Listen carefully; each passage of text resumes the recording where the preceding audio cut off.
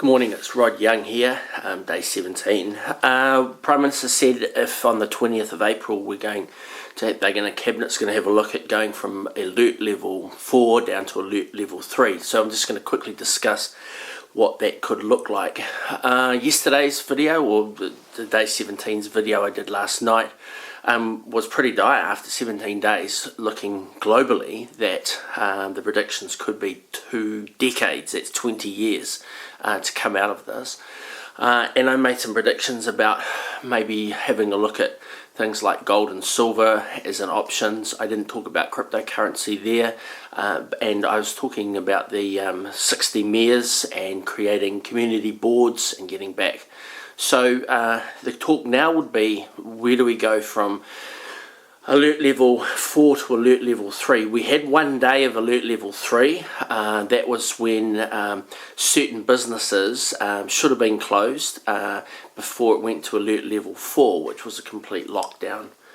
So if you have a look at the alert level 3, what you'll find is that things like supermarkets and stuff were allowed to stay open.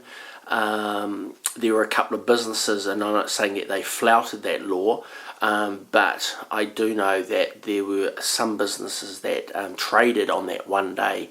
The reason that the government would have done it in that manner was just so that people understood that there were 4 levels, or 5 actually levels, because when it's completely off. Level 2 is an interesting level to talk about, but at this stage, code level 3. Just been listening to some talk back. There's certain things like the greens on golf courses. There's certain areas that are distance from other people, and so using common sense, you'd think that in alert level 3 there would be certain things where the greenskeeper could get out and mow the lawns. Next door neighbour here threw a belt on a ride-on mower, so you've got issues around maintenance, which from my perspective needs to be delicately looked at. You've got things like warranted fitnesses and stuff. Technically the cars haven't been driven for the last 3 months, so there could be a little bit of flexibility with regards to those areas, but that's not my call. Cabinet will make those decisions. All I'm doing is looking at what we need to do structurally and from a policy perspective going forward to make the best use of the New Zealand's position in the world, and that's 10 times or 100 times the value of the people here, because they produce food for the rest of the world. In exchange for that, I'm suggesting we collect silver from China and gold from India. About 13% of all the gold reserves sits in the necks of or belongs to the women of India. So there's going to be a big demand there for food, and so from our perspective, as a trading option, India with regards to gold, and silver is the currency since the 1700s. But anyway, that was where the selling of tea came in, and unfortunately we had Hong Kong and the issues around that, which I won't mention in this video. So that would be my suggestion. We've got big geopolitical things happening at the moment. One of the high IQ individuals mentioned that 6,000 years ago, this was a book, Language Policy, Language Planning. 6,000 years ago there were, 100 years ago there were 6,000 languages, and in 100 years 3,000 of those have died out and not been used, and so we're in a situation now where we're being tested in which languages are going to continue on into the future. We're heading towards an international auxiliary language. We're seeing where every eye can see now where this video can be published and it will go up on YouTube. We've got Joe Rogan, who's doing his podcast as part of Essential Media. So we are looking at the winners and losers. There's certain things in the next period of time.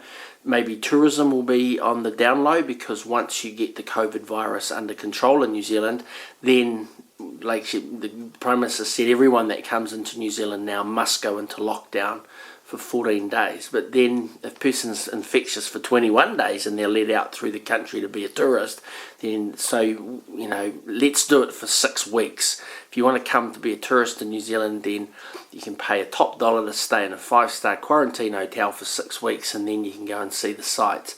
So it's just not mass market anymore. It'll be a bit more niche, and people will be committed to coming. There's going to be a lot of work with regards to agriculture. So a lot of these people that aren't going to be serving in the hospitality industry, there's plenty of time to get out and get some fresh air. Plenty of work to do out on the farms. We're going to have to address the minimum wage. It was good when everything was on the uprise, but from my perspective, everyone has to go back to work, and I'm afraid retirement income has to go. Even the most disabled people have to be a part of this. And I said 16 hours, 7 days a week for the next 10 years. So if we bank on every single, from conception right through to the grave, is going to give 16 hours at 7 days a week for the next 16 years. Obviously there's going to be religious holidays in that, and obviously you can't be like a truck driver and drive 70 hours in 5 days and have 2 days off, which is what they do.